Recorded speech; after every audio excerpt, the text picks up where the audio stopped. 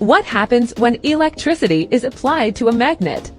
A magnet is considered a special type of material that instantly attracts any metal object around it.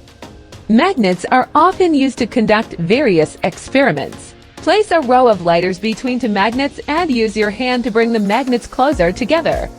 Under the principle of opposite poles attracting each other, the lighter in the middle is instantly crushed.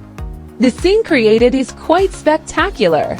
When a rubber dummy is placed on the magnet and metal is continuously placed on the rubber dummy's body, a large number of iron nails are constantly attracted to the rubber dummy's body.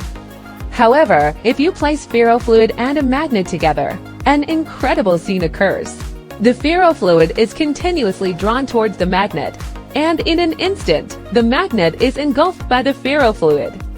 This time, I suddenly had the idea. What would happen if electricity were connected to the magnet? You can see that when two electrical wires are close together, sparks of purple light are generated at the center, which can easily ignite a candle.